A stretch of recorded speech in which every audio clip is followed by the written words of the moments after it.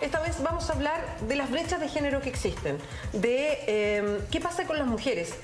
A propósito de un estudio muy interesante que va midiendo cuál es la brecha que se genera con las mujeres en Chile desde que nacen hasta que llegan a la vejez. Es por eso que nos acompaña la directora de Comunidad Mujer, Alejandra Sepúlveda. Alejandra, ¿cómo estás? Muchas gracias por venir. Muchas gracias a ti, Bea. Estoy feliz de estar en este programa.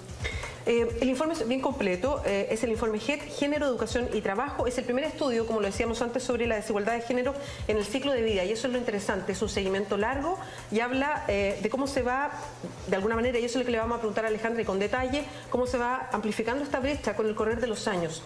Alejandra, ¿por qué el interés de hacer un estudio de seguimiento y que mostrara esta brecha entre hombres y mujeres desde que una mujer nace en Chile hasta que termina su vida?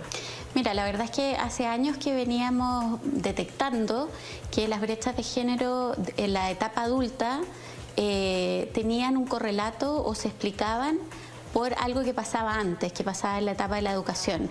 Entonces teníamos al principio mucho diagnóstico de la etapa adulta y de repente nos dimos cuenta que nos quedábamos cortas, que no lográbamos explicarnos todo lo que pasa en el presente de la mujer adulta, si no nos íbamos hacia atrás. Entonces empezamos a hablar de ciclo de vida, empezamos a ver que efectivamente había una progresión en las brechas de género que parten prácticamente inexistentes y van aumentando con el correr de los años, y en algún minuto dijimos, bueno, entonces si ya sabemos, tenemos esta hipótesis, entonces ¿por qué no la demostramos con todos los indicadores que haya disponibles en nuestro país? Y eso fue lo que hicimos.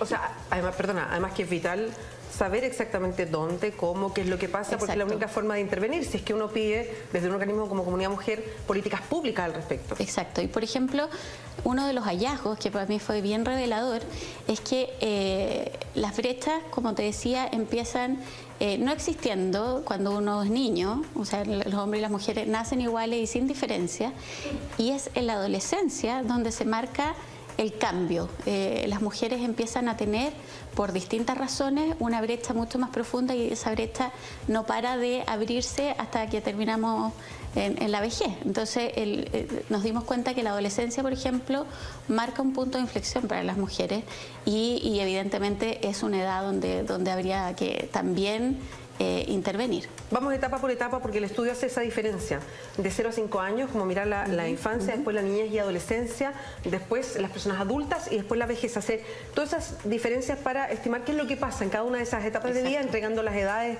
a las que nos referimos. ¿Qué pasa? Y para ir por etapas, de 0 a 5 años, ¿hay diferencias hoy día? ¿Qué pasa con las mujeres y los hombres? Y en este caso sería en el momento de la crianza, de la primera crianza. Exacto, mira, lo que nosotros vimos en la encuesta ELPI, que es la encuesta longitudinal de la primera infancia, que efectivamente las niñas nacen aventajadas en una serie de variables cognitivas, de comunicación, de socialización, e incluso en lo motor, que uno pudiera haber esperado que los hombres tenían más ventaja, nos damos cuenta que no hay brecha. Y en definitiva lo que vemos es que en la niñez, en la primera infancia, lo que va determinando las desigualdades tiene que ver con estereotipos. Por ejemplo, el hecho de que antes incluso de nacer a las niñas ya se las catalogue, se prepare su habitación con cierta decoración, con ciertos juguetes, con ciertos colores como el rosado, y a los hombres con el celeste. Después en el jardín infantil, incluso en la educación en la casa, los padres están permanentemente diferenciando las actitudes. Se celebra en los hombres que sean audaces, que sean arriesgados, que tengan don de mando, que se caigan, que se suban a un árbol, que hagan miles de cosas, y para las niñas es todo lo contrario, es la perfección, es no te ensucies el vestido, es no grites, compórtate. O sea, hay una educación estereotipada desde muy chiquitita, y el problema que tiene eso es que esas actitudes finalmente se van transformando a lo largo de la vida en falta de autoconfianza de las mujeres, por ejemplo, en el mercado laboral.